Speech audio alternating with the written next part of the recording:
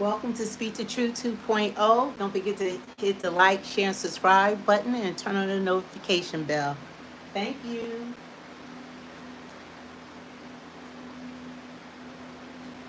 And we have a lot of great people here, and we've been looking forward to this day, but we sort of look forward to every day because we have a lot of surprises, most of which are good.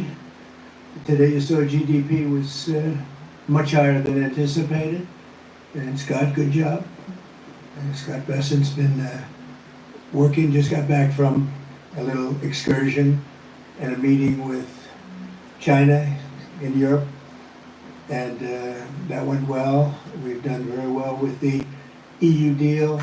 It's a very big deal, I guess. They say the biggest trade deal ever made by far, probably is. Just completed Japan and many other countries, and hundreds of billions of dollars is flowing into our country. We've never seen anything even close. And that's not me saying it, that's everybody saying it. And it's going to be something really, really very special. Maybe even more importantly, factories for AI and for cars and for lots of other things are being built in this country or planned to be built very shortly. They'll be starting. And where they need great amounts of energy, like for AI, they're going to be, I've given them approval. And Lee Zeldin has given them very fast approval to build their own electric powering plants, and they'll build them with the factories, so we don't have to worry about an ancient grid and all of the other problems, the obstacles people thought we were going to have that would make it impossible. And we're leading AI by a lot, and I think people are very impressed with our country. As they said, the King of Saudi Arabia and various leaders, and just about every leader I can even imagine. We were in the Middle East and Qatar, UAE, Saudi Arabia. They said, 1 year ago, your country was dead, and today you have the hottest country anywhere in the world, and that's true. So I congratulate everybody in the room that's helped, but we're doing a good job together. I'd like to begin by saying a few words about the unbelievable kind of numbers that we've been putting up. And as I said, the number of 3%, the pace in the second quarter, we smashed all expectations. They thought it would be maybe a little bit less than 2, and it was 3, a little bit more than 3. Consumer spending is up, business investment is way up, domestic manufacturing is way up, the real disposable family income is up, and personal savings are up. Other than that, we're not doing so great. We have the hottest country, and I'll tell you, it's a great, we're having a lot of fun with it. At the same time, we dramatically slashed government spending for the second quarter in a row, down nearly 4%, which people were surprised at. We're doing a lot of cutting also. The private sector has boomed with nearly 600,000 jobs added, way above expectations, while we have reduced the federal workforce by 70,000 jobs. So these are private jobs that are coming back to our country. Federal jobs are being cut.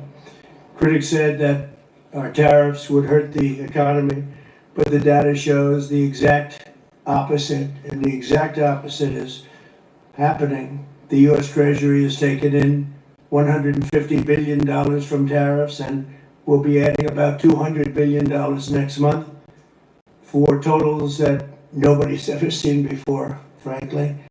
And foreign imports were down 30% in the second quarter, while the domestic auto production surged by a stunning 36%. How about that number, Dr. Oz? Right? That's good. That's good. We want to do that with your patients too. We'll have a very healthy. We're going to have a very healthy country. At the same time, inflation continues to fall faster than expectations, and for the 5th consecutive month, core inflation was lower than predicted substantially. This is truly the dawn of the golden age of America. That's what we're in. We want to keep it that way. This afternoon, we're gathered to announce another historic victory for the American people, a very important one. Today, the dream of easily transportable electronic medical records finally becomes a reality. I want to thank Secretary Scott Bessent, Robert F. Kennedy Jr. for joining us, as well as Administrator of the Centers for Medicine and Medicaid Services, Dr. Mehmet Oz, all friends of mine. White House AI and Crypto Czar, David Sachs, and Acting Administrator of Doge, Amy Gleason, all here. We have various great senators here. Senator Rao, Senator Cassidy, thank you very much for being here and helping out. I also want to thank representatives from Apple, Google, Samsung, Amazon, OpenAI, Anthropic, Epic, Oracle, Athena, Health, Noom, and that's not a bad group of people. Wow. And they're the top people. We don't play games. You know, when you invite people to the White House, the top ones do it. That's a big net worth sitting in this room right now. Boy, oh boy, we better make sure the room is nice and safe. It's half the net worth of our country. I'm also grateful to be joined by numerous congressmen. I'm not going to name you if you don't mind. I'll probably never get their vote again, but it's too many. Thank you very much for being here. The Congress has been great. Senators have been great, and the congressmen and women have been great. We just passed the most important, I think, look, I can't say most important, but certainly one of the most, but the most consequential and the largest bill in the history of Congress. And I call it the great, big, beautiful bill. We call it different names, but it all means the same thing. For decades, America's healthcare networks have been overdue for a high-tech upgrade, and that's what we're doing. The existing systems are often slow, costly, and incompatible with one another. But with today's announcement, we take a major step to bring healthcare into the digital age, something that is absolutely vital. We got to do it. Moving from clipboards and fax machines into a new era of convenience, profitability, and speed, and frankly, better health for people. Under the leadership of Administrator Oz, we're officially launching the CMS Digital Health Tech Ecosystem to give healthcare providers, insurers, and software companies the tools they need to empower Americans with a 21st century experience on health. The key breakthrough we've made is getting many of the biggest names in the healthcare and technology to agree to industry-wide standards for electronic medical records. All of those great companies that you just heard have gotten together with this group of very brilliant people. I don't know who's more brilliant, them or them. I don't know. Could be them. I hate to tell you. It could very well be them. But I don't know. I'm going to take my team. But the key breakthrough we've made is getting many of the biggest names in healthcare and technology to agree to that those standards of electronic medical records that we talk about and you've heard about for so many years, and now it's happening. This will allow patients to easily transmit information from one doctor to another, even if they're different networks and using different record-keeping systems. No matter what system they use, they're all transferable. The new standards will also make it simple for patients to access their own personal health records. I don't want to see mine, please. I don't want to see. I don't know about you. They have all sorts of things, sir. They can tell you exactly what your problem is going to be in 6 years. We can do it. You know, they have all these different things. I don't know if they work or not, but I didn't want to hear it. I didn't want to hear it. If they got a problem, I don't want to know about it right now. But it is amazing what they're doing. I don't know, does it actually work? Can they do that? All right, well then I'm glad I said I don't want to know. But thanks to this announcement, healthcare providers across the country will also finally be able to kill the clipboard. It's an expression that's used, capital, with a capital C, kill the clipboard. Instead of filling out the same tedious paperwork at every medical appointment, patients will simply be able to grant their doctors access to their records at the push of a button. Just a button and you're all set, and all the information the doctor needs will be immediately transmitted. The system will be entirely opt-in, and there will be no centralized government-run database, which everyone is always concerned about. I'm less concerned than anybody. I say whatever it is. But people are very, very concerned about the personal records. They want to keep them very quiet. And that's their choice. I think it's a great thing because it'll be absolutely quiet. Instead, doctors and patients will always remain in control. The benefits to millions of Americans will be enormous. We will save time, we'll save money, and most importantly, we'll save lives. You just got to make people live longer and be a lot healthier. I think that's really what you're looking to do. And now I'd like to ask Secretary Kennedy to say a few words, followed by David Sachs, Dr. Oz, and Amy Gleason. Thank you very much, everybody.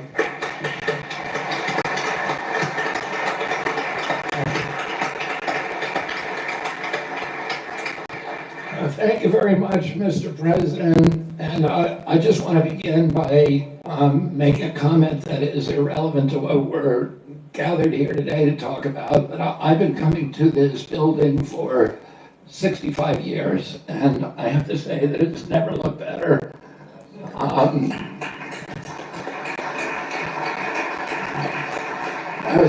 I've spent some time in the Oval Office, which really it's been transformed. And I was looking at a picture of the Oval Office the other day when I was there, when I was a kid with my uncle.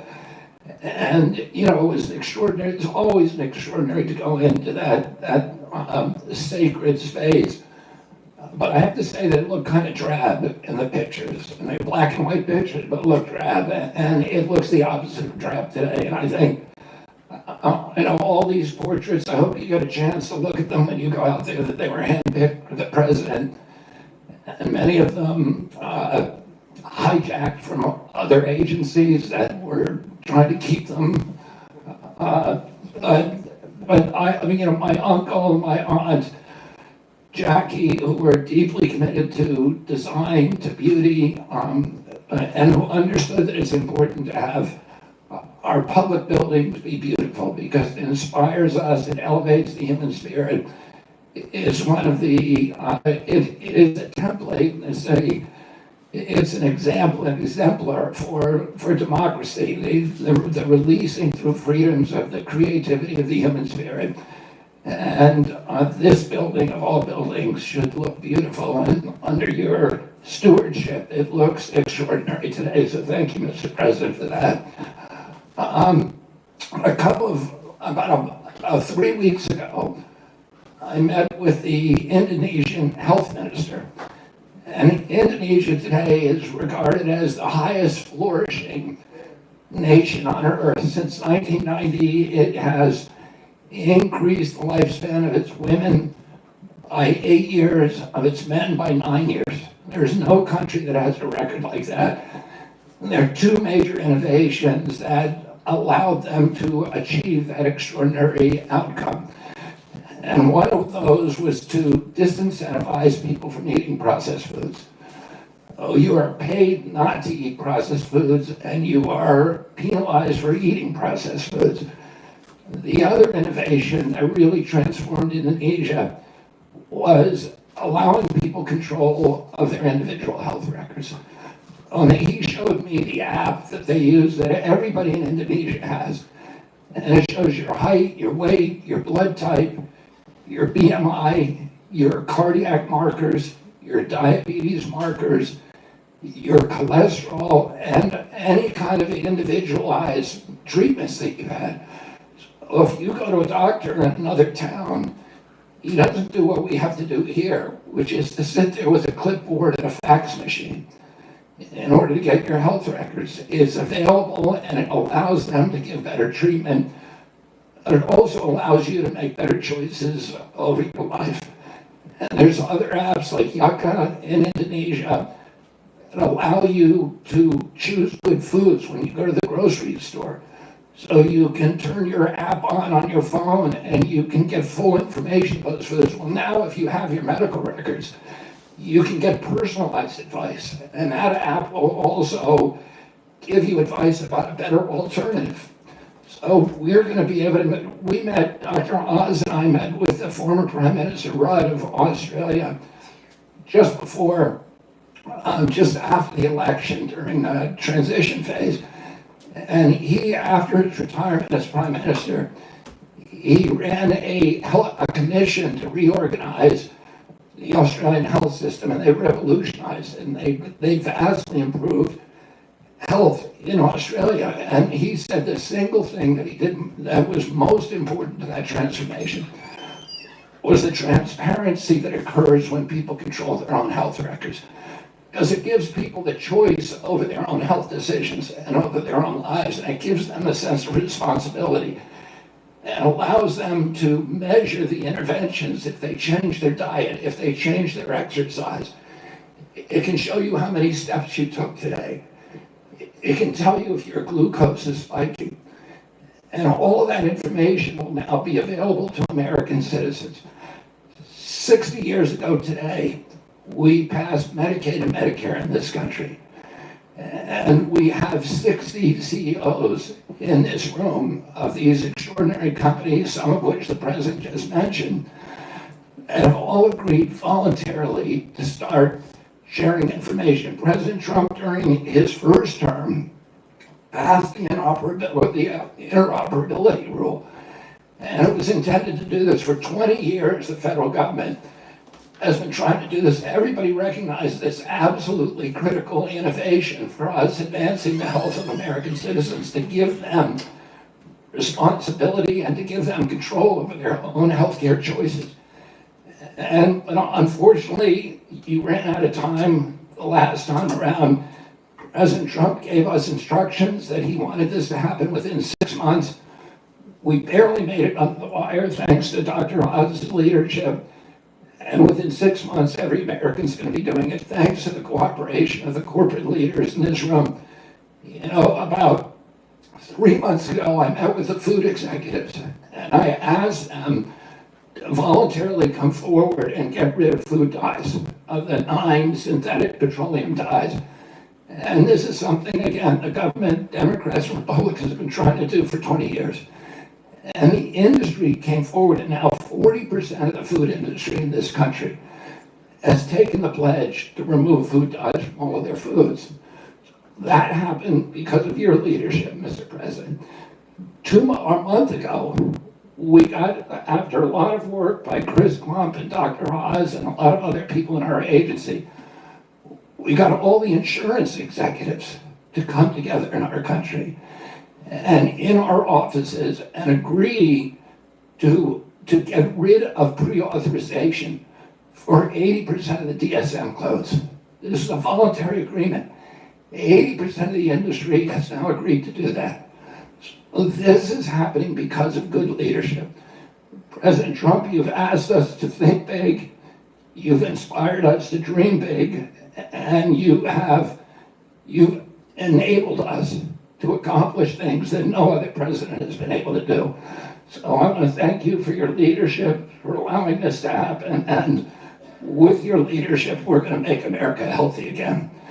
Now I want to introduce my friend, my colleague, the crypto czar, the acting administrator of Doge, David Sachs.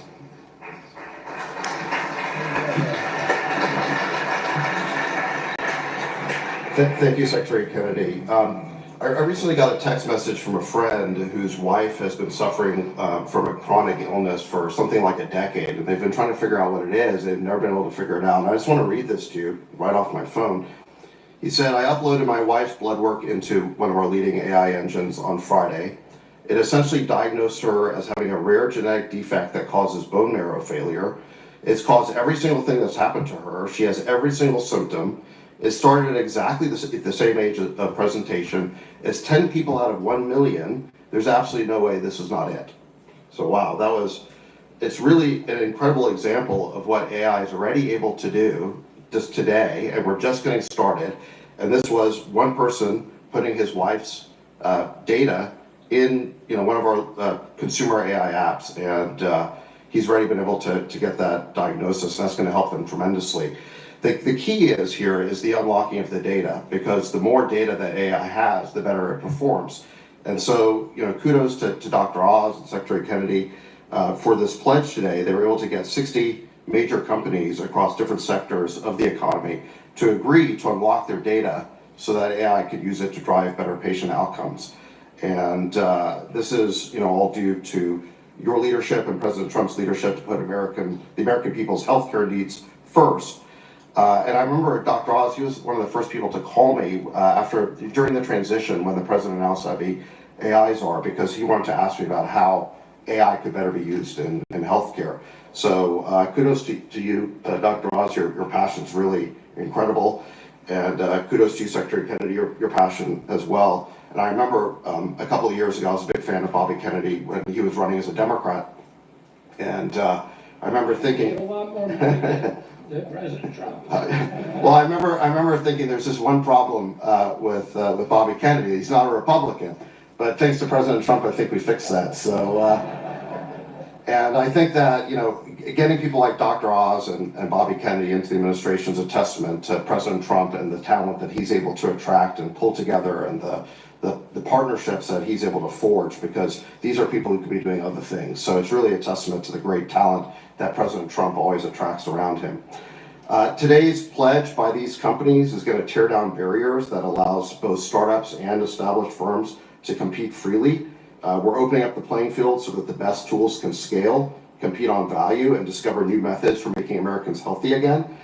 Technologies like AI, they do things like they will expand access to care, cut administrative costs, reduce fraud, and deliver better results for patients and doctors. And I want to thank you, President Trump, for your promise to not only make Americans healthy again, but also to ensure that America is a predominant AI superpower. Just last week, you announced a major AI action plan with hundreds of billions of dollars of new investment in AI infrastructure, and also getting red tape out of the way so that we can be the leading country in AI. And it's these life-saving applications that are going to be built on top of all that infrastructure. So thank you for your leadership in making the United States the #1 country in AI. Dave, thank you. Now, Dr. Oz. Mr. President, today we are making American health technology remarkably great again. We've always been into leadership. David's right, I called him early on after the President offered me the position and him as well. And we began brainstorming on this. Secretary Kennedy from day one appreciated the crisis that we're in and how we needed to address it. So today is a remarkably important day, one that you will remember, I believe, for years to come, for 3 reasons. Yes, it is the 60th birthday of Medicare and Medicaid. The first patient, by the way, was Harry S. Truman. Although Lyndon Johnson signed the legislation 60 years ago today, not far from here. It is not just the ability to reach 60 of the top incumbents and insurgents in health technology, hospital systems, insurance companies, electronic medical record companies, AI companies, the big players. You're all here, and we appreciate that very much. But Mr. President, you use the power to convene. That's fundamentally what I think the President has been able to offer us. And Secretary Kennedy offered us as a group some examples, but there are more to come. And I want to touch on some of these. But first, I've got to do what doctors often have to do, which is to tell you the truth, even if you don't want to hear it. So here goes. These beautiful programs, which are the backbone of the social network, the social support system of this country, the safety net, they're flailing. They're flailing for a bunch of reasons. Medicaid is a unique entity. It has deviated from its original purpose by drift and by design. The One Big Beautiful Bill, the OB3 law, was elegant for that very reason. And President, I don't know if you remember this, I can share this, but he called me once and he was upset at me because I was going too strident at something. And he said, this is about fraud, waste, and abuse. That's what we're interested in doing. And that's exactly what the One Big Beautiful Bill accomplished. And it especially did it to save Medicaid by putting $200 billion more into it and allocating funds very specifically to use to support rural America. And primarily, some of that money will be used to support digital infrastructure, which is terribly lacking in many parts of the country. The money that's sent from Washington doesn't get to rural America. About 7% of Medicaid dollars get to rural hospitals. We now have an ability to infuse funds through this $50 billion Rural Health Transformation Fund into that system. The gathering today is another example of how we can actually jumpstart that and accelerate it. The other reality is COVID broke the system. It didn't for many reasons. Medicaid expenses went up 50% in 5 years. Medicare, the trust fund that we met at actually Treasury with Secretary Bessent and Secretary Kennedy as trustees, it goes bankrupt in 2033, and that is actually a conservative estimate. It could go bankrupt as early as 2029. Thankfully, due to the economy, that's not going to happen. But we don't want to have to take that risk, and there's some fundamental changes we need to make accordingly. Now, there's one other big reality about making the system more efficient, which is why what everyone here is talking about is so critical. And let's just pick an average American born in 1964. That average American born in 64 will retire this year at age 61. If just that one group of people born in 64 could work 3 years longer because they're healthy, because they feel like they want to do it, because they feel vital and vigorous and they're flourishing, just that 1 year working longer is $1 trillion to the US GDP, and it's $300 billion of tax revenue to pay for a lot of the problems that people are concerned about. So it's not just keeping people out of the hospital, getting them to thrive and flourish that makes what we're doing so critical today. I think there are a lot of realities to how healthcare has gone. Unfortunately, the system is frozen, and it has been for many reasons, despite efforts in the first administration. It's frozen in time, so it cannot address the quality lags that exist. While Netflix and Airbnb and Uber drivers are racing ahead, making arrangements, identifying the problems that are challenging us in healthcare have become incredibly difficult. You can't make appointments. The average Americans are tired. They're tired of waiting for a doctor's appointment. They're tired of waiting for the surprise of what your hospital bill is going to offer. That's being addressed by one of the president's executive orders. They're tired of waiting for access to their medical records. You own your medical records. They're yours. Why you can't have access to them is a stunning reality in modern day America. They're also tired of waiting for Washington to take action. And this president early on emphatically stated that wasn't going to happen anymore. And today we made that vision into a reality. And there's a fine line between vision and hallucination. What you did today was show us a vision, because you share it with us and we're moving ahead on it. And that's what today's commitments essentially are reflecting. And they are pledges, they're not laws, they're nimble and they're fast and they're quick, because the president understands that you, each of you in your own way, understand these needs. And Secretary Kennedy spoke beautifully about the reality of what happens when you actually have electronic records, because what he said is happening in Indonesia, we'll have here. Within a year, on your device, and 91% of Medicaid patients have smartphones. On this device, you'll get insights based on your records if you want. You don't have to take this, but if you desire, Amy Gleason, one of the smartest people I've ever worked with, has built a mechanism to be able to get you that information in a way with all these partners helping, so that you can get nudged to pay attention to what you're eating and avoid processed foods. Secretary Kennedy smartly and wisely highlighted is so dangerous to our well-being. All this, by the way, is that will be at the fingertips. In addition, advice about which doctor to see, when to go see them, nudges, reminding you why I didn't do certain things. If you're a doctor like me, it's a very different story. It's to help you navigate the system better. It's giving you advice, decision support, which is becoming increasingly important as medicine gets more difficult. But I'll tell you the best thing of all, how many of you have been with your doctor telling him something heartfelt, very emotional, and they're looking to the side, typing into their computer, right? It's common. Put your hands up. I just want to see it. Yeah, most everybody. That's unfortunate, because the whole sacrament, the whole covenant of being with the doctor is having them look you in the eyes and realize you're there for each other.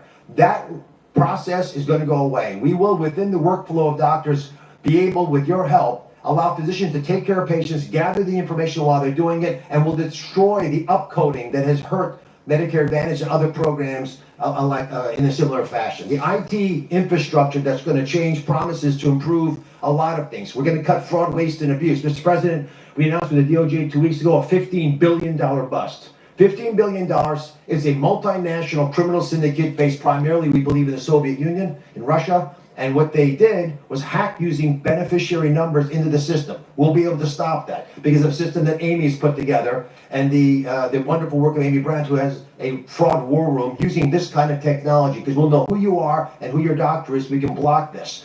We're going to have remarkable advances in how consumers can use their own records. We'll have beneficiaries be able to get MAHA advice and prevention tips, and even be able to nudge them and reward them perhaps for that. And all this comes back to one fundamental issue, Mr. President, which is leadership. I think 60 people, the biggest, the best, the willing, came forward because of your leadership, because you weren't going to take no for an answer, and they know it. We are building a robust and safe, I emphasize that, safe system. It's going to protect the data better than we could have imagined. We're going to be able to accomplish goals that all of us wished from day one that they would be in place. These pledges are now confirmed. They're signed in public. You have therefore empowered Americans to own their property, which is their medical records. Let me introduce Amy Gleason. She is acting director of DOGE, U.S. Digital Service as well, and was actually the brilliant woman who pulled together the pieces of this puzzle with so many members of the audience. Amy Gleason.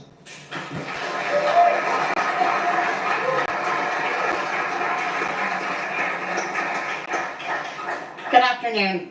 First, I would like to thank President Trump for his leadership in this area, and Secretary Kennedy and Administrator Oz for driving this work with clarity and urgency. I would also like to thank my colleagues who've been instrumental to this, and we worked a lot of late nights and hard times on this, and it would not have been possible without them. I want to start today with my daughter Morgan, who's here in the audience. If you'd please stand up. I am so inspired and energized by your strength every day. And we also have two other patients here, Randy and Tom, who have been very inspiring. Thank you for being here today. You're why this all matters. Let me start talking about my daughter's history. So 15 years ago, she was diagnosed with a rare disease. She was 11 years old, and she started showing mysterious symptoms. Over the last year and a half after that, she saw the country's best doctors, but she still continued to get worse.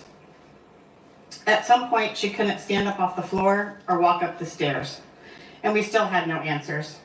I carried a binder of paper records to every doctor's appointment so that I could keep them aligned. And I truly believe that if one of those doctors had been able to see her whole history, they would have diagnosed her faster. And if we had just had today's AI, then they could have connected the dots that the humans missed. Today, Morgan takes 21 pills a day, gets 2 infusions a month, and has over 40 patient portals. Her disease is very rare, but her experience is very common. And that is what we're here to fix today. Too many patients are forced to remember all the doctors that they've been to and log into portal after portal, repeating their story at every visit, and they don't have the digital tools to help them stay well. Meanwhile, every other part of our life is digital. I can order groceries and have them delivered in minutes. I get personalized recommendations on my other apps. But in healthcare, we still see it on paper and manual situations. But today, thanks to President Trump, we're changing that. Over 15 years, we've tried to regulate our way to a better outcome. And we have gotten a path forward, but they have not delivered the modern healthcare experience that Americans expect and deserve. I'm so proud today that these 60 companies have voluntarily stepped forward to make a pledge to take action and to join us to say, we're ready, let's fix this, we're in. We're trying something different. It's not regulation or rulemaking. This is a voluntary alignment around a shared vision, a commitment to work across boundaries, across competitors, and across silos. We're bringing together data sharing, networks, electronic medical records, doctors, health systems, payers, and app developers. And we're asking one simple question: what can we do right now to make this work for patients? The companies pledging today are agreeing to collaborate, even with their direct competitors, because they know we can't keep kicking the can down the road. We have to stop talking about data interoperability and make the data flow. Here's something important. Not all patients will want these tools. Some will rely on their caregivers, and others will rely on their doctors, so they don't have to carry it themselves. But no matter how people engage, we must make sure it works for everyone. CMS is doing its part. We're clearing the path for innovation by building the long overdue National Provider Directory, a kind of digital map for healthcare that connects systems in real time and helps patients get more coordinated care. We're also modernizing Medicare.gov to feel more seamless and smart like other apps we use.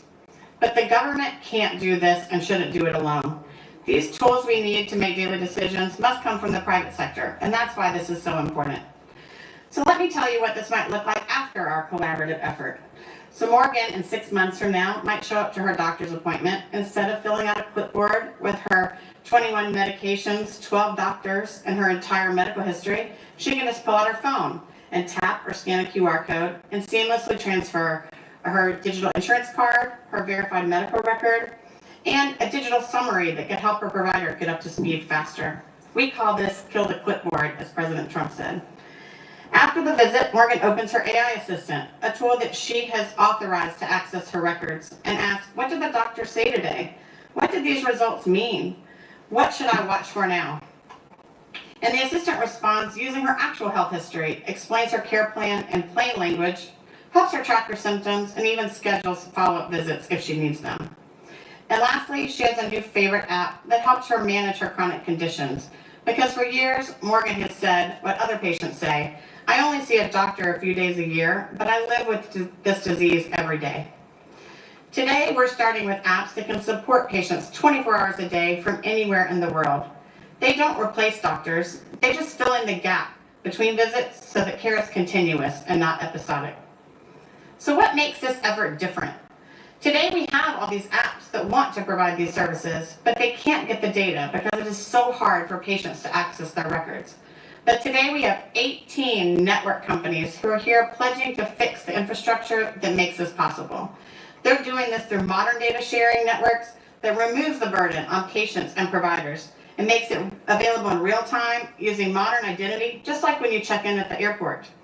These honor patient privacy and transparency, and most importantly, it's a movement to work together to remove the friction that's holding us back. Because access to information shouldn't be a luxury, it should be a standard. So for all the Morgans out there, come join this movement with us at cms.gov. Let's kill the clipboard and axe the facts. Let's help make health tech great again. Or in this case, maybe it's for the first time. Thank you, President Trump.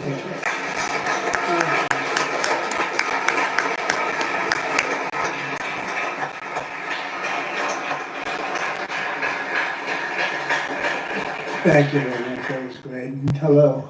You look very, very healthy to me. You look really great. So just, I want to thank all of the companies that are here. These are big names, great people. And now you're doing something that's so important for our country, really for the world. It's beyond our country, I suspect. It's really for the world. So just keep it up. And you've hit new highs almost virtually every day for the last few months. And that makes your job probably a little bit easier. You're under very little stress. But someday you might have a little bit, but you're not going to have much. I think we're really going to great heights. But I just want to thank everybody, political people and the teachers and the companies and all of our cabinet. I even see Newt. Do I see Newt? I didn't see Newt. Look at him. He's such a handsome man. He's a healthy man. We don't have to do any tests on him. But good to see you, Newt. But I just want to thank everybody. This is a very big undertaking, and it's a very serious undertaking. It's going to make a lot of people lead a much better life. Thank you all very much for coming. Appreciate it. Thank you.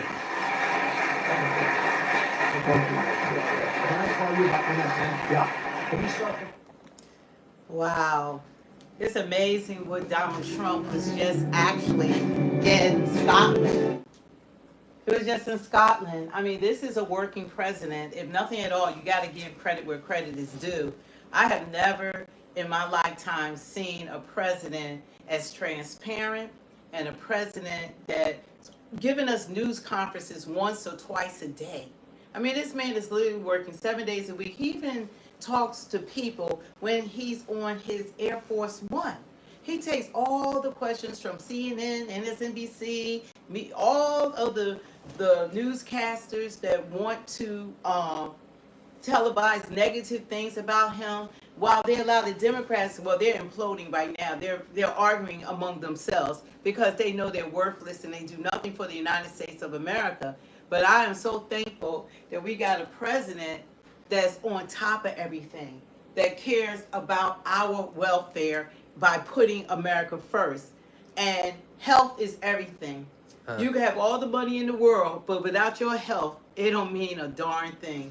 Faye said What? that we're delusional. We act like other presidents don't do the same. What did Biden do? What did Obama do? What did they do? I never saw them. This man is literally on a daily basis. I mean, there's different time zones. Like most people, they need like a week to recover when they travel, say, over to Europe or somewhere else because of the time zone. I would have to go to sleep. Kids would have to go to sleep. I mean, the energy is on a whole nother level, and he comes back, and he never stops working. And most of us don't work like that. We don't even work nowhere nearly on the level of this president. But make America healthy again is important. Or healthy at all is important. Dude, we have to hold Joe Biden and his administration We have to. accountable. Because Instead they of just blaming Democrats. Yes, we are. Yes, we are. we are just blaming Democrats for the debacles that they caused in this country. Yes, we are. They're not going to just ride off into the sunset untattered by this crap that they created in this country, even starting from the open borders. We didn't have a problem. They gave us this problem. That's why we have all this unrest. That's why we have criminals running around in this country. That's why we have paid citizens out there trying to stop our law enforcement from doing their job, federal law enforcement, and even police officers. They're being shot. They're being attacked. This is crazy. They should be thankful they're in our country. And we have people that are here that have no respect for the country because what's given to you and what's not earned, you have no respect for. So they don't respect America. That's why they burn our flags. But I'm going to give Trump credit with going along, and even Bobby Kennedy, he was a lifelong, his family, they're like royalty, Democrats. He left the party with the promise that Trump is a man of his word. He kept his word. And he wants to make America healthy because all the other countries, they don't have the food dyes that we have that goes into our foods. A lot of the countries, they don't even accept what we eat here, and that's why our children are sick. Our children are sick from all the processed foods. You should be thankful that someone is looking after your health. I myself, and what I feed my kids now, not when they were always growing up, is organic everything. Organic everything. Well, Israel's an ally. Everything. I can answer it for you. Israel's an ally. Now, something I never did before, I read labels. I look if it has bleach, flour, and all the additives and names that you can't even pronounce inside of your food. I'm like, this is just a French fry, and it's like 40 different ingredients. I'm like, it's just supposed to be a potato. I mean, this is crazy. So we want to live longer, but we want to live healthier. Hey, those McDonald's fries good though. The McDonald's fries are good. Trump loves McDonald's. You know, it's hurting him to his core. But we got to be serious. If you want to be healthy, you can't, we get heart disease. You got kids running around with diabetes and heart problems and high cholesterol. Children. Bob, how much did the Biden administration give to illegal immigrants? How much do you mean?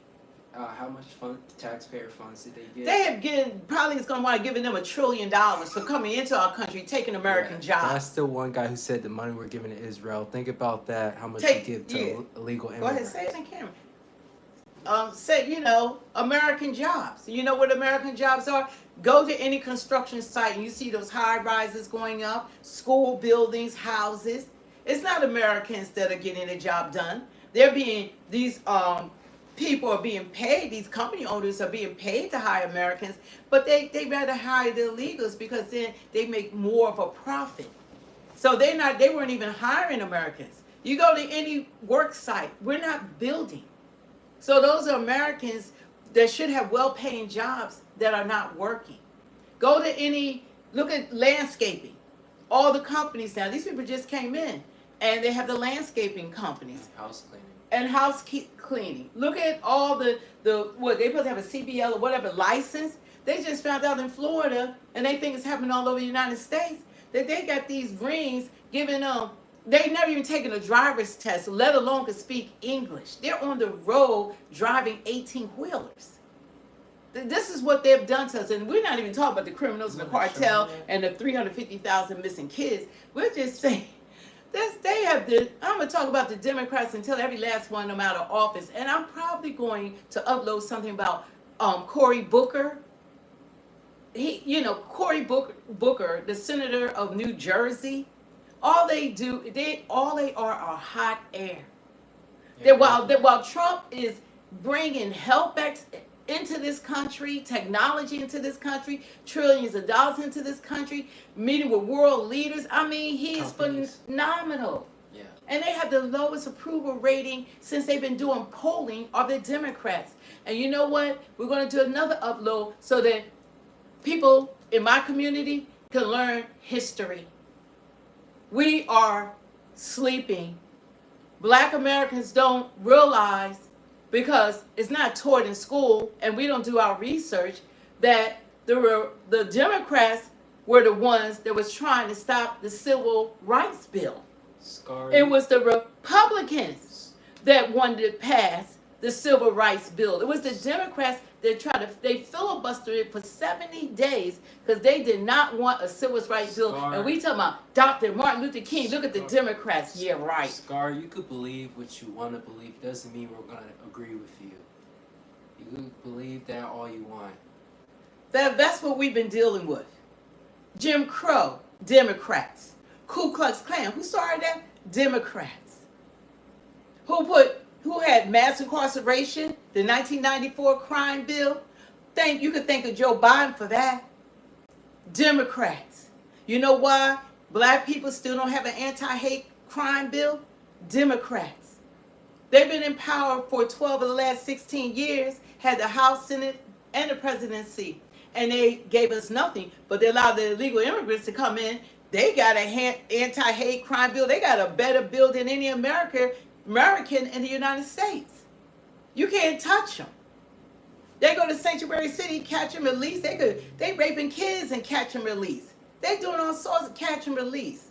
They get the cops, they throwing bricks. They've been beating up cops, law enforcement, ICE, and they catch and they release them. But black people been here for over 400 years, and we can't get an anti-hate crime bill. Make it make sense. But gave them one, and guess what? They got reparations coming into it.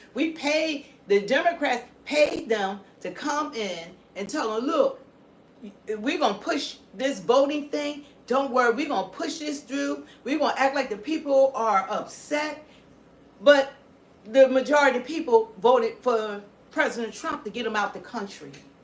63% of the Americans want them out of the country. All of them. All of them. We see what's going on.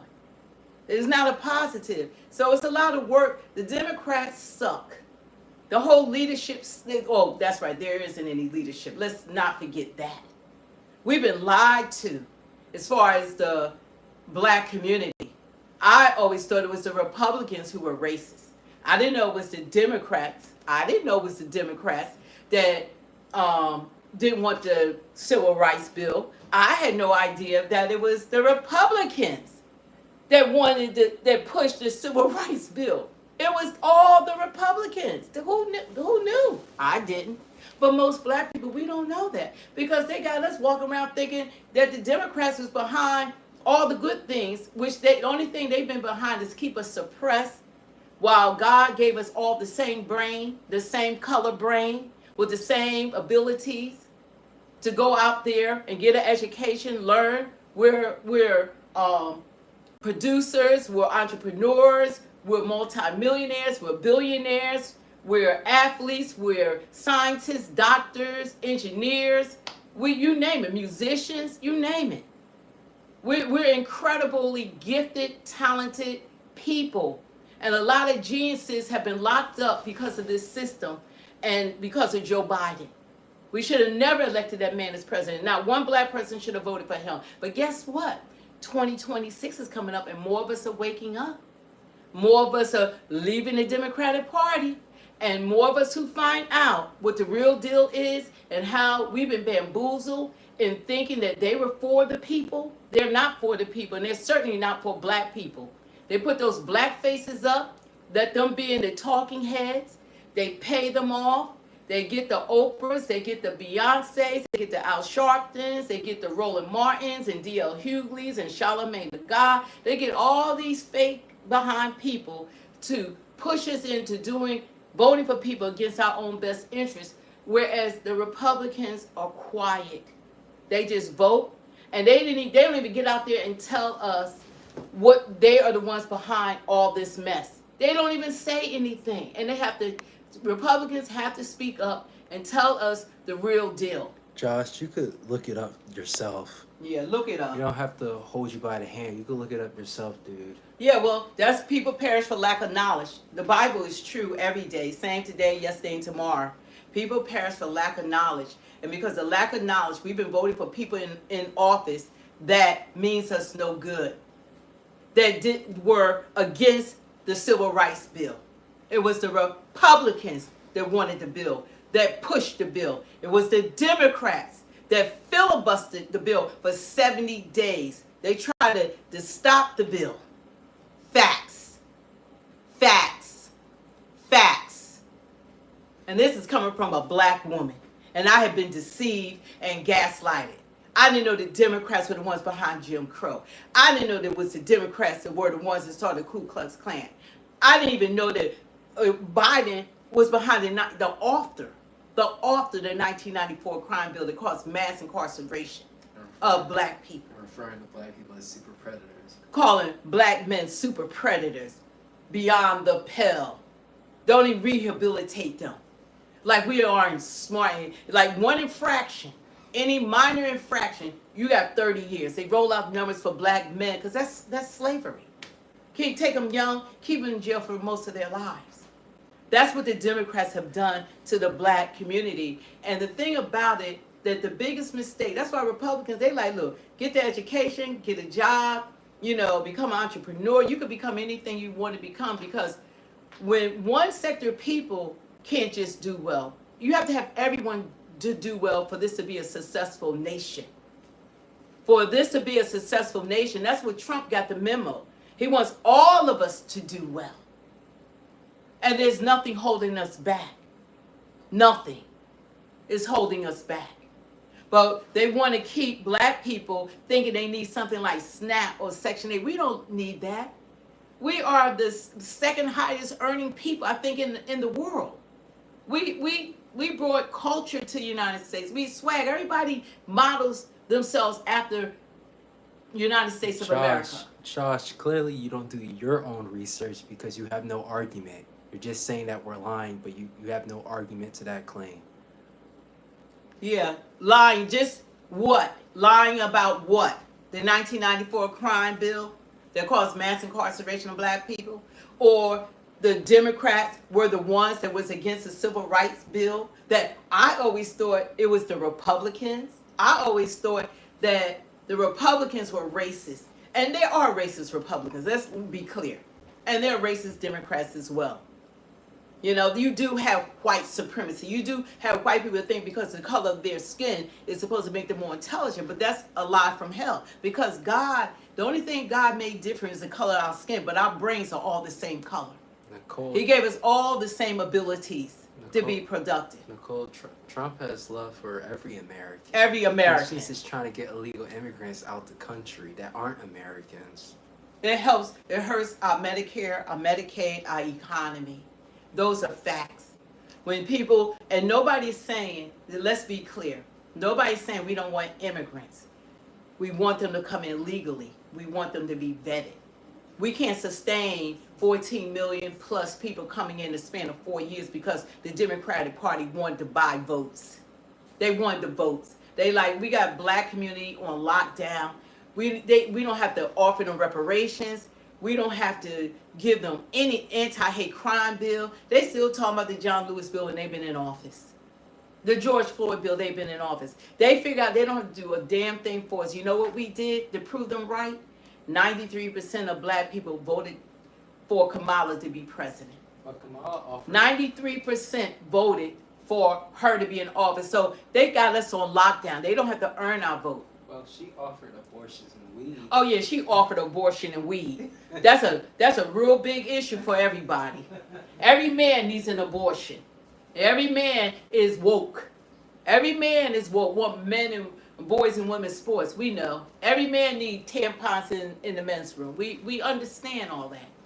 That's what they brought to the table, and they pushed God on out. Push God on out. And Joe Biden went to a single black dad's home. He went to the single state. He told how he went to the single black dad's home and sat up there with a bucket of chicken. Brought a bucket. How? And we do like chicken. I don't eat fried chicken because I'm about being healthy. I eat roasted or grilled chicken. TJ's my favorite restaurant. But yeah, he took a bucket of chicken and he had a hamburger. And he was so shocked that the black young kids actually had aspirations and were gifted and talented like any other kid. Any other kid. And God is so wonderful. Josh, He made us different hues. Josh, And it's a beautiful thing. just look it up, dude. Like, what you The truth hurts. Don't nobody want to hear expect the us truth. to have every article of what we're saying. He's saying We cite do the have source of ground what you're news. saying. I do have ground news because they show you the left and the right. See, they're not biased. They show you both sides of every argument and everything. And that's my primary news source is ground news. And we're probably gonna maybe we're gonna promote their brand. They're gonna be probably hopefully one of our brands that we will promote in the future to get your news source from. Josh said he's asking for a single article. Look it up.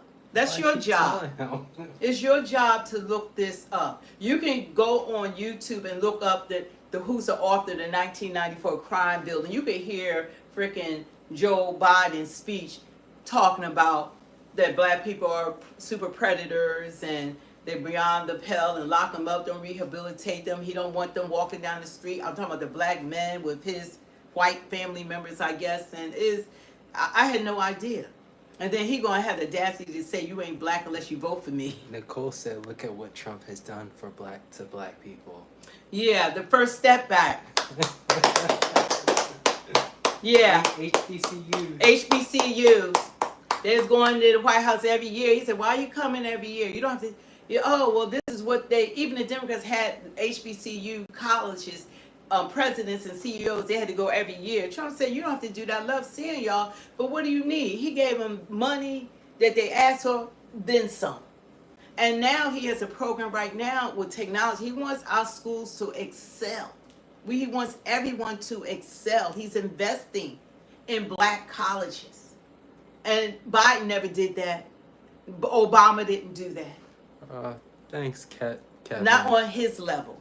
Thanks. But yeah, look up the first step at what Trump did. Thanks, Kevin. But there's still a lot of this family. We have to wake up to the truth. What? It's only us two. Oh no, my sister-in-law. Oh yeah. Her. My sister-in-law and my best friend, she down with it. So, named Felicia. Yeah, I gotta get her on here. So, yeah, it's a lot of work to be done, but the truth is coming out. But one thing about it, listen, Trump is setting the stage for future presidents and future people to hold the highest office, to be transparent, to do news conferences on a daily basis, take questions from everyone without a script and a teleprompter, and actually getting the job done. Unlike the Democrats are doing nothing but fighting each other. Look what this guy said. He said that he wants his bank account to excel, like Trump is making money from being president. Trump lost money being president, and he doesn't take a salary. And you know why it's a blessing that he is a billionaire? It's because they couldn't buy him. They can't control him. That's the best thing about him having money. And you know all the ones that complain about him, them elected officials, guess what? They are multi-millionaires. They don't tell you that. Nancy Pelosi, what? Her net worth is 110 million? It ain't a billion, but these people are super, super rich. All the Democrats, you know who support the Democrats? Hollywood. Guess what? Hollywood's are billionaires and multi-millionaires. That's who support the Democratic Party. You know, mainstream media, the owners of ABC, CBS, and all those major mainstream networks, they're owned by Democrats. That's why they can gaslight us about everything, and they can show their biases, and that's why Trump is suing them, because they're supposed to talk to the people and inform us about both sides. They don't do that. Now he's saying They don't do that. Now he's saying he makes money off the White House in other ways. Good for you. Go after that coin. We down with the coin, go after that coin. But you guys, don't forget to hit the like, share, subscribe, turn on the notification bell, and become a member of Speak the Truth 2.0. We have one member. We're going to do something special for her. Her name is Debbie Gossi. Thank you for being a member. We talk about you all the time. We have not forgotten about you. But even, I'm trying to think of something else. I know, like, she's a special friend, but I want to do something special for her. And you guys join so we can have our private chats. Y'all can come on and join us and maybe, co-host with us. So there's perks to becoming a member. There's perks to becoming a subscriber. And turn on the notification bell so that when we do go live or we upload, that you guys will be notified. Because I had spoken to YouTube, they're like, You know, you got to tell the people to notify, which I haven't been doing. Yeah, Sniff, you must miss paying for Joe Biden's beach trips. 40% of his presidency was spent on vacation. But nobody talks about it. And then we all found out, and you can't lie about this, that he was unfit. He was unfit for office. And they hid that from the American people. That was a disservice to us. And y'all don't want to hold, and you're talking to someone to help put them in office. This person that voted, you know I voted Democrat. I always voted Democrat until now, this election. I helped put that man in office, literally. I campaigned hard for him. Gave speeches, did the whole 9 yards, met him, introduced him, welcomed him, selfie, all of it. So I campaigned never again. All this stuff that I found out about the Democratic Party, how they gaslight us, especially the black community, we are waking up. And I promise you, by 2026 and 2028, they're not going to have our votes like that. They're going to lose, hopefully, at least half of us. Y'all trying to go after the illegal immigrants and try to push that agenda, y'all still going to lose because y'all losing the black vote now. Someone said something funny. What? They said Biden fell up the stairs. He fell up. He did. He fell up the stairs. How do you do that? Oh, thank you. Oh, thank you. Look what they said first. Jeff said, I never knew an escalator ride can make folks Nazis, so he's going against us. Yeah, so let's see. Guess we're talking about when Trump first announced he was running for president. Yeah.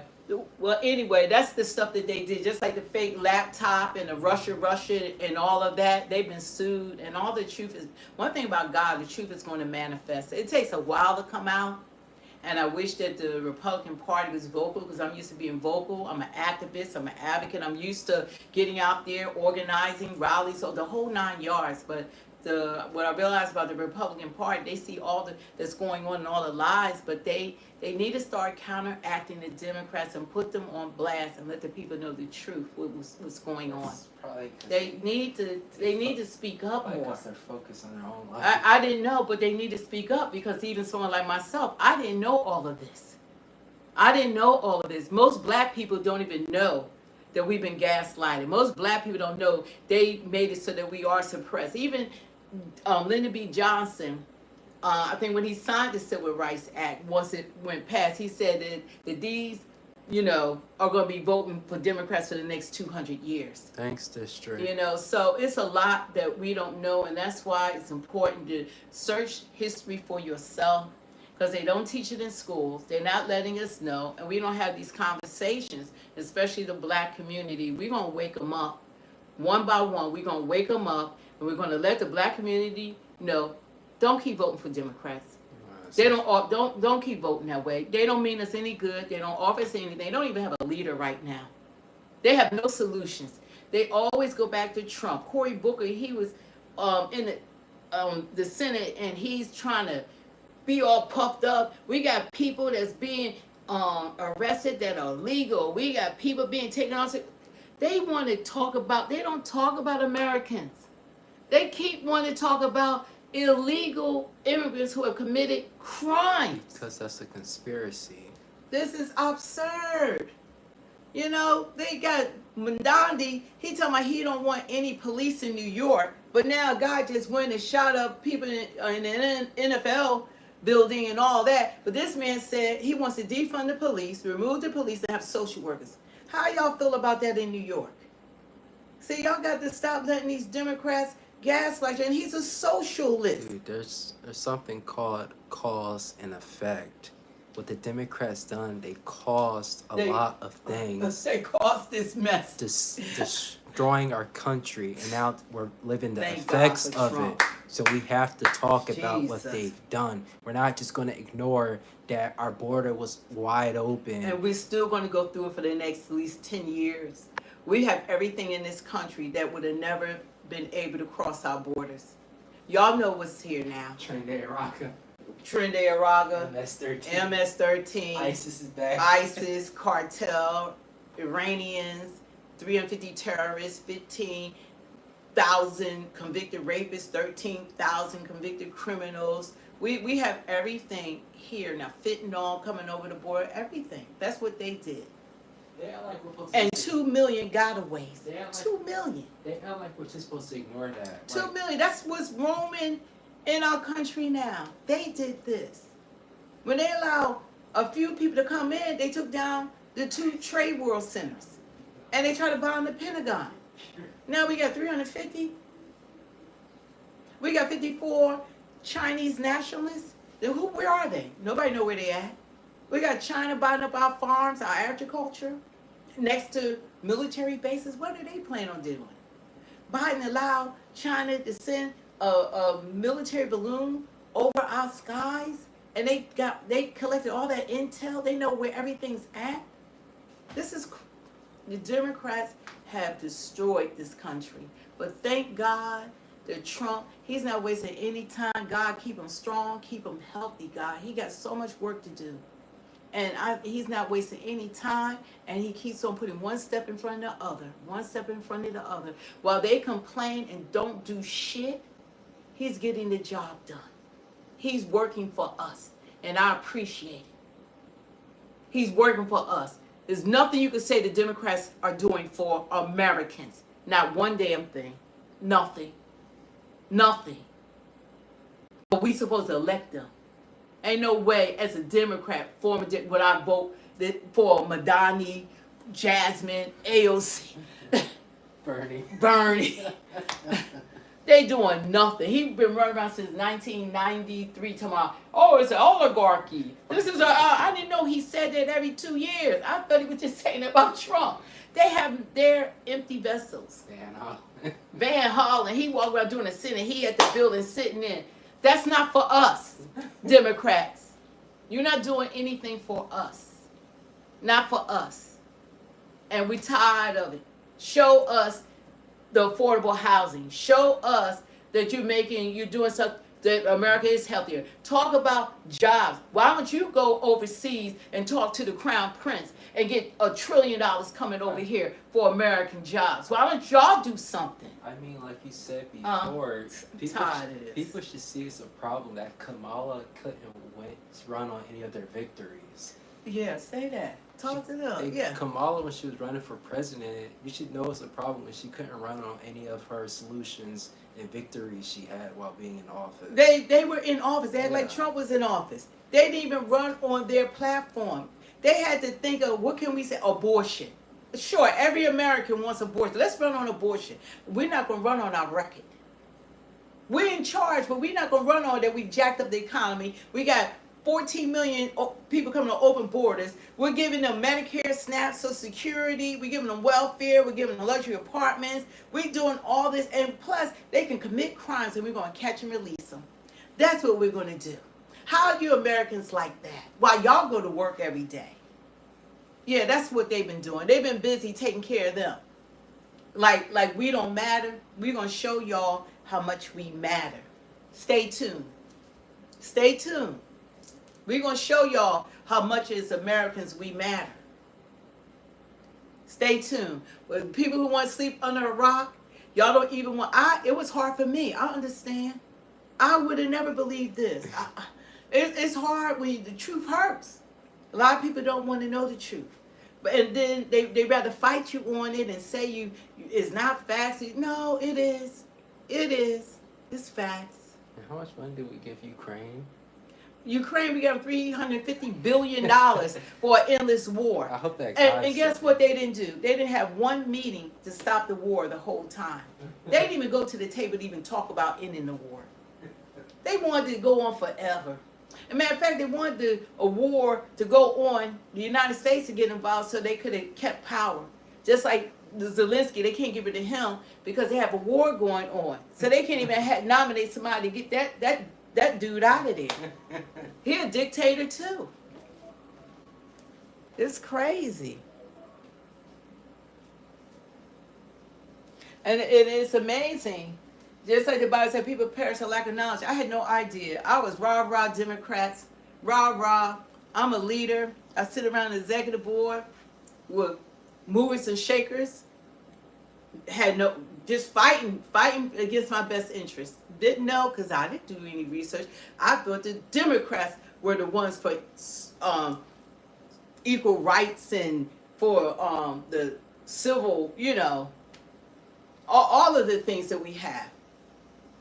Yeah, Abigail said he's trying to save the 300,000 children. Trying to save the children. They don't even care about the mainstream Yeah. media. Don't even talk. They don't care. Even when they raid these farms and stuff, and they got those children out there, and they being made to work in these fields, and they are being sexualized, and everything else is being done to them. They don't care. They don't care. Only thing, you know what they care about? I could tell you what the Democrats say. Who, if you don't know, the only thing the Democrats care about are votes. They only care about votes from the illegal immigrants, because they feel as though they got the black people, they got the unknowingly, white people that mean well, that think that they're for civil rights of everyone, and they're not. It's all about the votes. It's all about power. They're fighting for power. They're not fighting for us. Because if they were fighting for us, they would have never done this to this country. They would have never put us in harm's way. They would have never done what they have done to this country. They don't care about the United States of America. They're anti-American, and even today, they will not talk about it, but they'll talk about Trump while he's working. Look at the stuff. Look at the stuff. Google all the accomplishments since Trump has taken office the last 6 months. The money that's coming in, the jobs, he's over in Europe, got them paying their share of terrorists and more, and then some. I mean, this man is a boss. He's a real boss, and I appreciate it. Anyway, you guys, who's on here? Like, we got Mr. Booski. Oh, Lori. Okay. Ozzy, hi.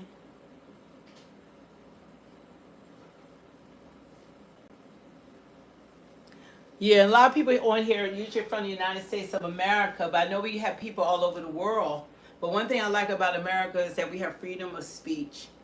And we can come on here, and you guys have a platform that you guys can talk among each other. We have Republicans, Democrats, independent people that are on here, non-voters, and perhaps some non-citizens. And I suggest if you're a non-citizen, apply for citizenship.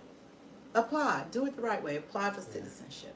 How do you pronounce his name? Our moderator, the Mr. Booski? Yeah. Yeah, he said, he's playing golf while doing more in 6 months than the last administration. Look, he over in Scotland working, getting deals done.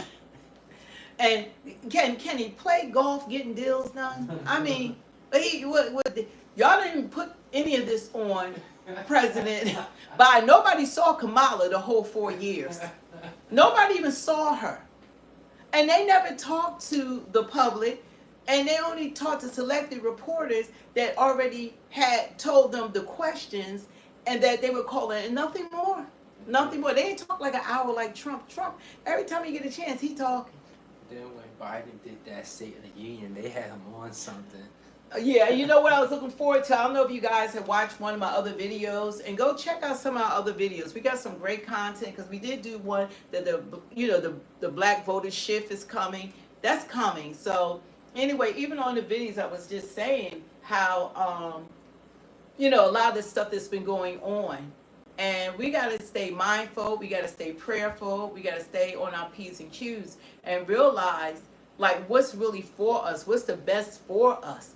And are they talking about us as Americans?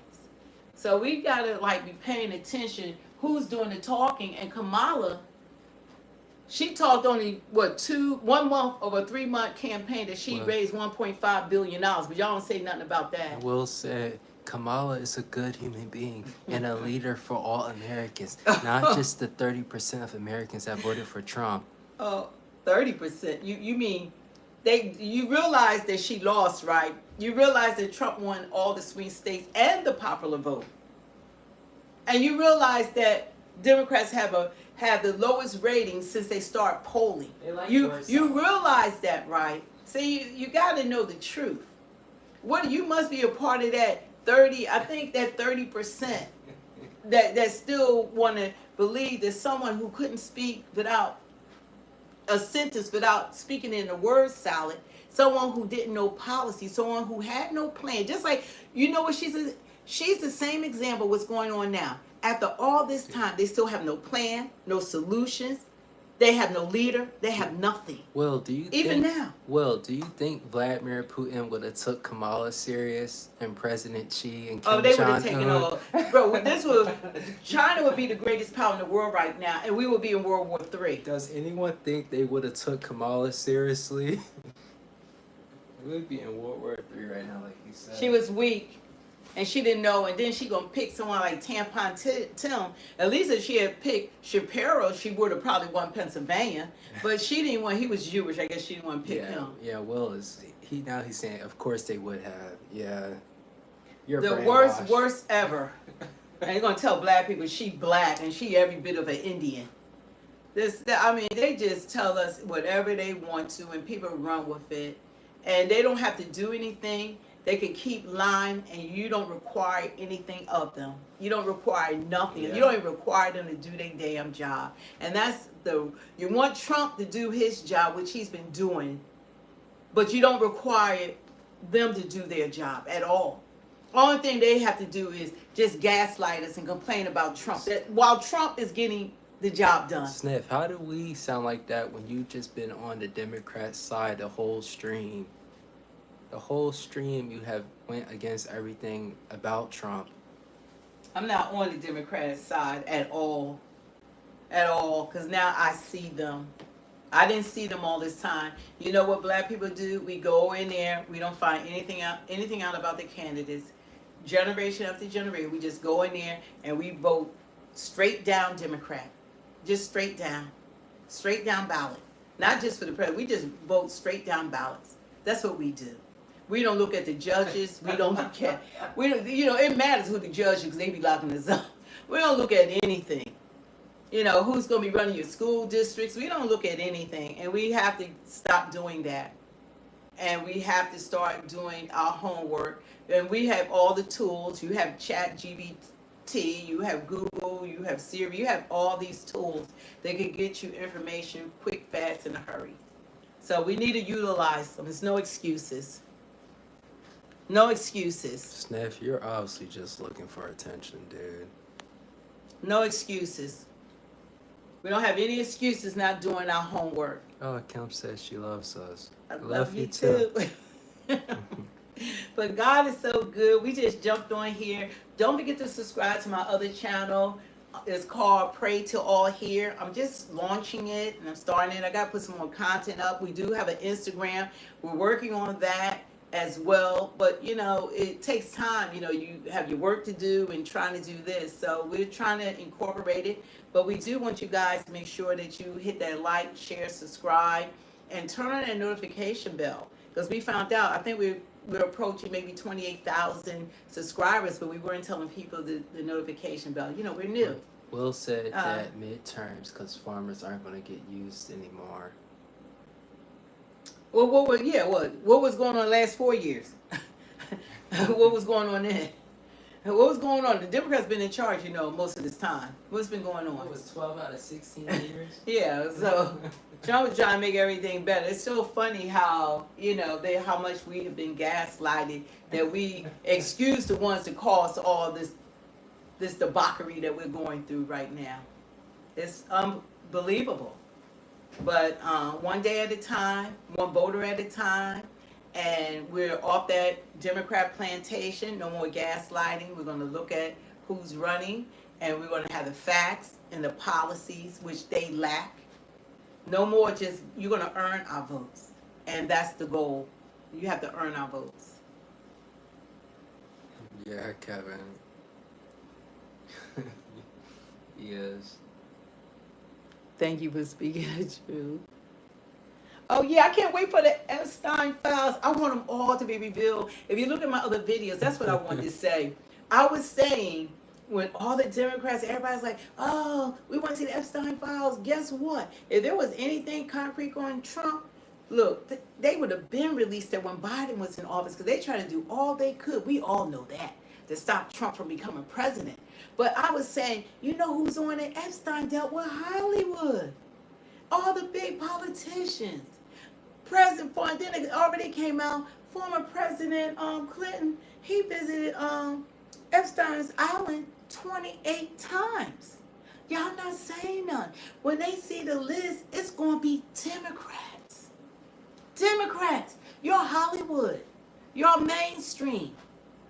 Your former president, Bill Clinton, they the ones on the list. I wait till they trying to protect the victims. That's what they trying to do right now. But when it comes out, y'all looking for Trump when he's not on the list. If he was on there or did anything, they would have went after his butt. Like, it would have been no stopping. They wouldn't have had to do the Russia collusion and Trump somehow he had his life attempted like almost 3 times, and they raided Mar-a-Lago. They tried to lock him up. They made him a felon. They took him off of ballots. If they tried to freeze his money. If they had that, they would have used that because they were in office where Epstein lost his life in jail when he was arrested. But it's a lot on there that people don't want to come out. I'll just read the question to you. Hash said, what's the point of taking sides? Both are corrupt and self-interested. Because one is more corrupt than the other. What the Democrats have done is unforgivable. And against our values. Mm-hmm.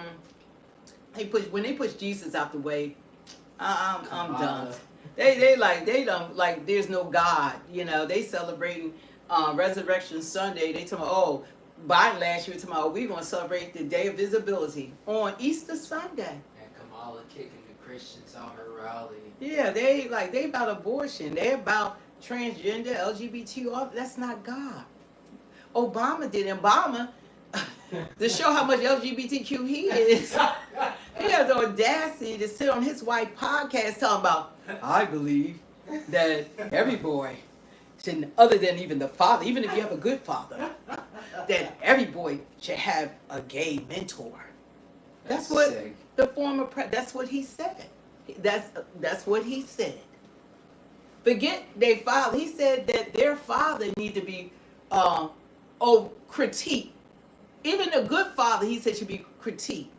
So it just makes me think, what happened to you, Obama, in college? Now RMI is saying BS. You could look it up. What happened to Obama in college? Something happened to him. Like, I did a show on, when I did radio, Let's Talk About It, a show called Let's Talk About It, and I looked it all up, looked all the statistics, and they were saying maybe it's a gay gene and all that. There's no such thing. The majority of times of the people that about their persuasion is because they were molested or raped at a young age and all that. It makes me wonder what happened to Obama. For him, who he doesn't have any sons, they said a boy, not girl, a boy needs to have a gay, he said gay, that's what the President Obama said, mentor. He's the king of the alphabet club. And he's the one that did the LGBTQ, the Pride Month, same-sex marriages. You would thank President Obama for that. So I don't know what happened. Something happened to him. Something happened to him because it's not normal. Thank God he didn't have a son. Oh, and he don't talk about the daughters. How come he don't say every girl should have a lesbian woman in her life other than her mother? Just in case she wants to be a trans man, He's just focusing on the boys. I don't know why. I'm not gonna try to understand it, but something happened to him. What happened to Obama? That's the mystery. They need to do what happened to Carmen, that cartoon. Carmen Gonzalez, what was it? Carmen? Something Carmen Diaz? Yeah, what happened to Carmen? What happened to President show. Obama? What did something happen to you between you and that mentor that you had in college? Something happened to him.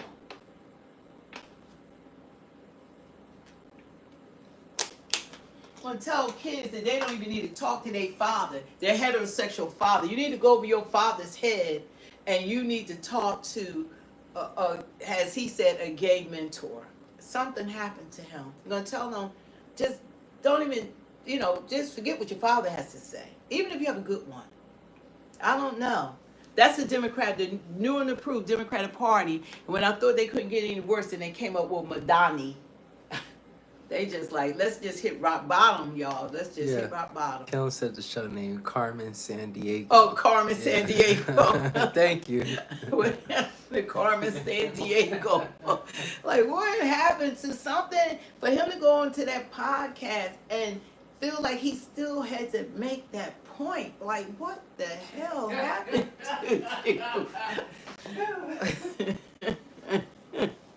But no normal man hearing that, you cannot continue to be a But Democrat. the thing about it, he said, even to go above their father, he said, even if you have a good father, don't even listen to him. You need to listen to some other man that's not related to you, that's don't want to accept what he is, a man that's who you're supposed to listen to. It's just, what happened to you, Obama?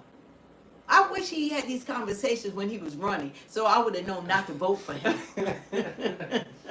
If I knew that was his agenda, I would have never voted for him. I would have campaigned hard against that dude. I would have campaigned against him. Yeah, praying for Obama. It's a sick man. Yeah, he needs help. He needs to be delivered. He needs to be delivered and seek Jesus. Because that goes, everything that they've been doing, the Democratic Party is not the same party yesteryear. It has shifted. It's not the same party. It wasn't doing, like, say 20 years ago or 25, 30, it's a different party. There was no LGBTQ. There was no woke. There was no same-sex marriage. There was no trans. The party it wasn't platform as abortion. It changed. It wasn't no boys or men and women's sports. It changed. It's not the same. And I mean, people are leaving the party because there's too many negative changes, let alone opening up the border. So it goes on and on and on and on and on and on. But the truth is going to set you free. If you don't believe in this stuff, you can Google it, go to Ground News, fact check it, just check it out for yourself. It's all on, everything we're saying is all on the news, it's all on every social media platform, content creators. They're too busy watching CNN. They'll never. Yeah, well, they keep watching CNN. That's why they've been sued. CBS been him because they do a disservice to the American people because they're not reporting the news for us to be able to determine and make a decision. They're one-sided, totally and complete, and they fooled me. I thought they were the gospel. I thought that everything they said, I'm not kidding, was the truth. I did. Remember the debate? It was like he was debating 3 people. He had to debate 3 people. They ganged up on him. And then he had to run against 2. I never saw that before. Going for president, he had to run against 2 candidates. He said they owe him money. And he had to, when he did a debate, he had to debate the commentators and the candidate.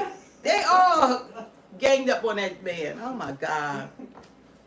So anyway, you guys, we're going to jump off. Thanks for joining us. I want to upload. Look for the uploads. Support us. That's how you can support us. We're going to upload. I want to upload about Cory Booker because he getting mad that we don't want to keep believing his lies any longer. We got to put him on blast. Mr. Cory Booker. That's something that the Republican Party needs more of is black politicians. They need black politicians more in the Republican Party. People to actually speak. They're not telling people like myself, like what really happened and who's really been supporting the black community. The freaking Republicans have supported us more than the Democrats, and that's a fact. And I was shocked to find that out. And they don't say anything about it. And we had Kanye, but we lost. Kanye, EMIA. Kanye was trying to tell us, even during his episodes, he was like, look, y'all. He knew. But anyway, you guys, don't forget to hit the like, share, subscribe. Thank you to our moderators. Y'all do such a phenomenal job. Thanks for jumping on and supporting us. And you guys, don't forget to go to our Instagram. Elijah's working on that. I want to put stuff on the Instagram. He's like, oh, Mom, don't do it like that. So I'm working on that. I'm the fall guy. Yeah, he is. And go to my other channel. I just started. It's only like 2 or 3 videos up, but the pastor that I'm really going to highlight a lot on it. We're going to be doing prayer. It's a lot of stuff we're going to do on that channel. And we're going to do lives as well. We pray to all here because we're living in the last days. We are. Jesus is coming back anytime, and our job is to spread the word of God, so that not, you know, So all have heard. till all have heard, That's till what y'all all saying. have heard. You know, so that's our mandate from God, because we are in the last. They said last days. We're here. We're here now. So anyway, and we in my pastor, I call my pastor. He believed that Jesus is coming back in our lifetime, because you know we gotta look up and let people know all this stuff is going on is not important like your salvation. It doesn't. It has. It doesn't. It's no comparison to your salvation and what's happening now, real time.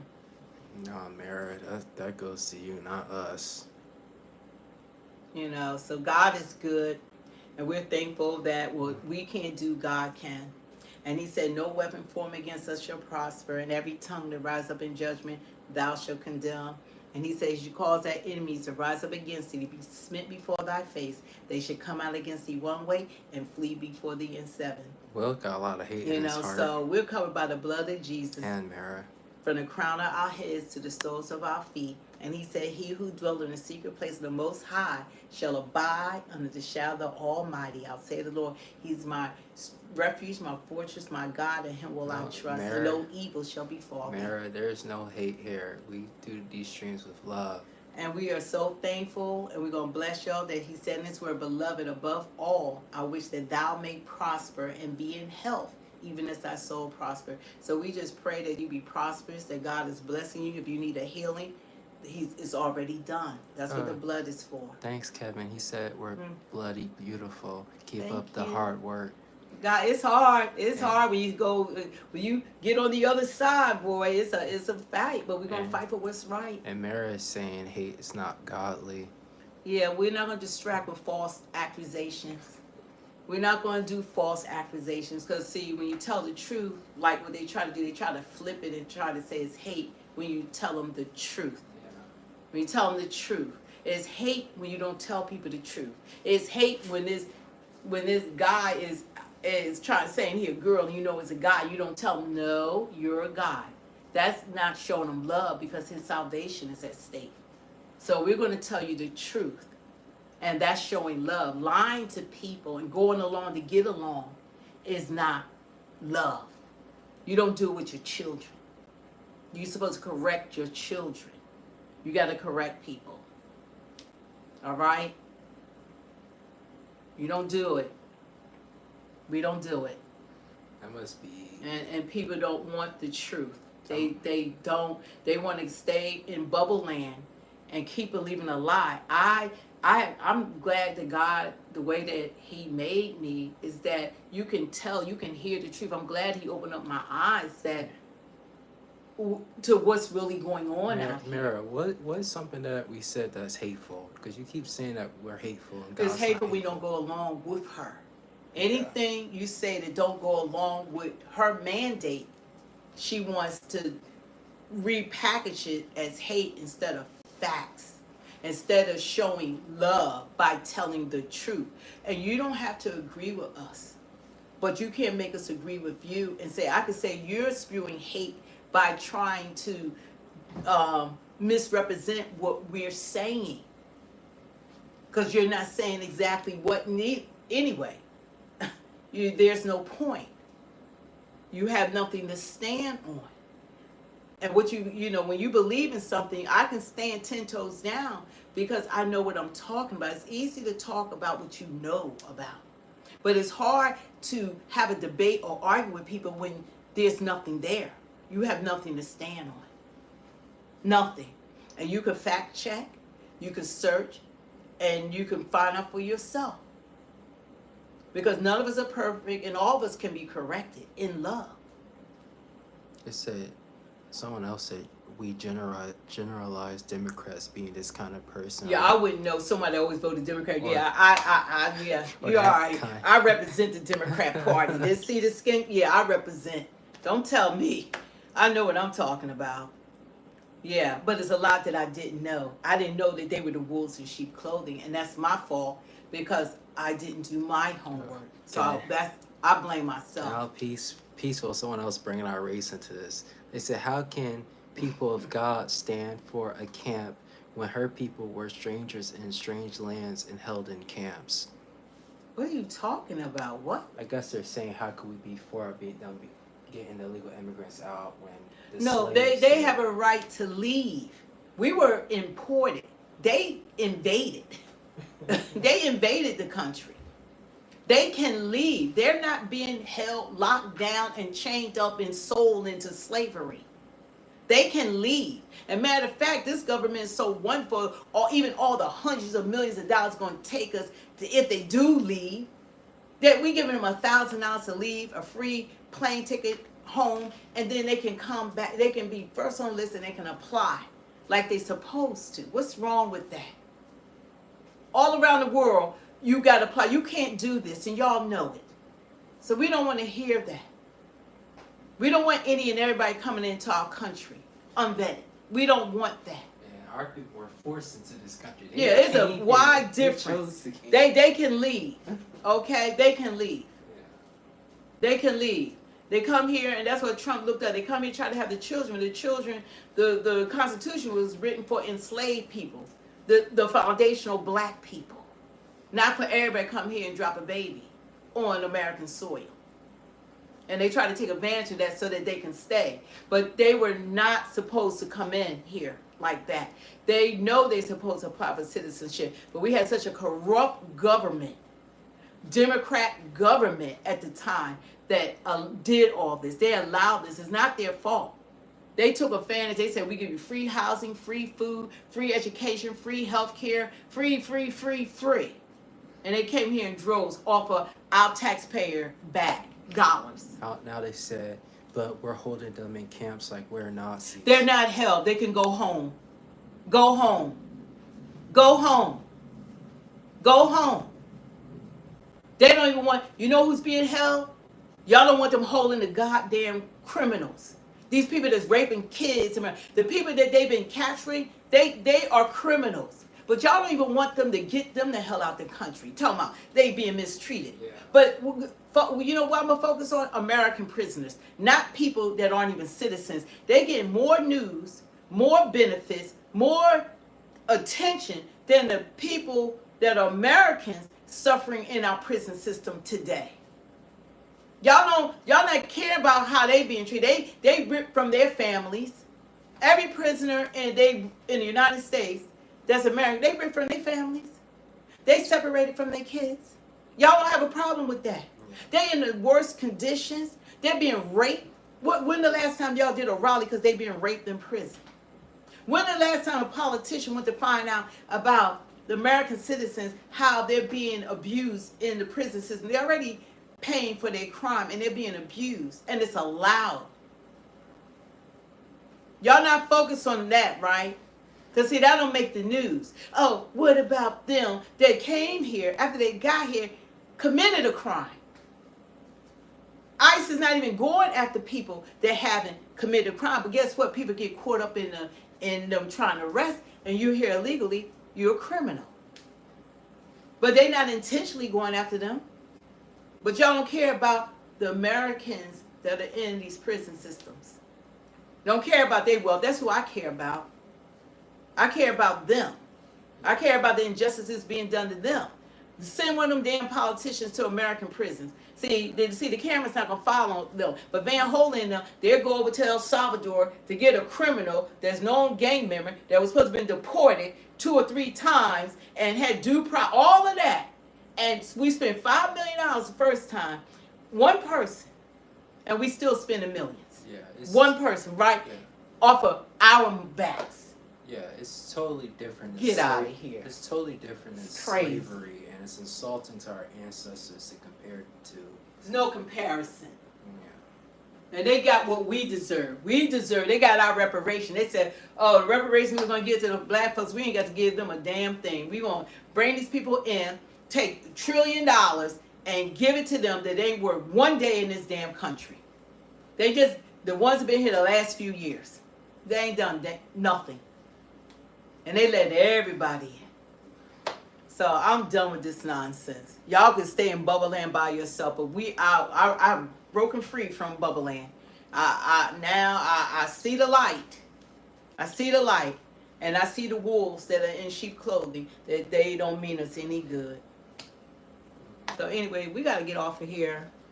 Thanks you guys for joining us. My favorite family. Hey Eric. Hey, man. Look at that Ozzy. God bless you. God bless Oh, y'all. aloha. Aloha. Woo-hoo. Oh, how you guys doing in Hawaii Oh, yeah. and stuff? I know the islands, we had a tsunami. Are you guys okay? Because I know they were saying the West Coast, Hawaii, Russia was hit with that tsunami. So I hope everybody's doing well. Thanks for joining us. Yeah, it's like everywhere I want to go, it's like a problem going on in the world. Like they're having a tsunami, Hawaii, in the islands and stuff. So I do want to travel there. God bless you. Aloha. I hope all you guys are safe that's on the West Coast. I hope all y'all are safe. There was an 8.7 or 8.8 earthquake. Did you read What? that? What? No. What they What? said. I don't want to say it out loud.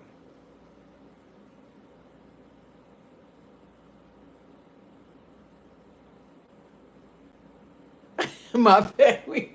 No, I already had that moment. I didn't know I was in the Democrat cult. They fooled me. They fooled the crap out of me. They did. The Democrat Party. Look up the Civil Rights Bill, and look up who pushed how all the Republicans voted for the Civil Rights Bill, and it was the Democrats that filibustered it for 70 days. They tried to stop the passing. Look this stuff up. Look up Jim Crow. Look all this stuff up. I didn't. I had no idea. They talking about Dr. Martin Luther King, Fred Lass, and the freaking Democrats. They somehow they flipped the script from the Republicans, because even Abraham Lincoln, I guess he was like the first Republican when he freed the slaves and all of that. So it's astonishing that all this time that I thought it was the Republicans and it was the Democrats, and during time they were able to flip it like they were the party of the people, and they most definitely not the party for black people, not at all. And we're going to change all that. That's why. Go ahead, because I got to get off of here. Well, Malcolm X, Talk here. Malcolm X spoke out against the Democratic Party. He did? Yeah, he said the liberals the worst enemy to America and the worst enemy to the black man. You guys talk louder. That's worth repeating loud and clearly. Okay. That Malcolm X stated that. Malcolm X said that the Democrat Party, can't find out, that the liberals the worst enemy to America and the worst enemy to the black man. And it turned out to be true. Said that in 1964. 1964, he said that, and it turned about, like time has gone by, it turned out to be the truth. Yeah. And now I can see it. I can see now what he was talking about. During that time, no one probably understood it, but I can see now, as a result, what he was talking about, because we're living in the, we're receiving the repercussions from the aftermath of the Democratic Party. And we've been lied to. But anyway, you guys, thank you guys for joining us. God bless. Can we get the likes up to 100? What we at, 97? Can we get 3 more likes before we jump off? And you guys can leave a comment. We do try to look for comments to see anybody say anything, because we like answering the comments. We can't really do it on the chat because we wind up really having 1,000 different chat people in the chat. Sometimes we wind up with 3,000, 4,000 people actually has been in the chat when we come down. So it's hard to see what everyone is saying, to give everyone attention. So if we could get it up to 2 more likes, and we're going to jump off and look for our upload. The next I'm going to try to upload, it might be Cory Booker, or we might do I've been wanting to do Jabal Bryant, but thinking Jabal Bryant. we want to upload some more stuff. But anyway, you guys, thanks for joining us. God bless you. Thank you to the moderators. As always, y'all did a phenomenal job. And thank you. God bless. See you on the next God slide. bless. Get the lights up. Two more, two more, two more.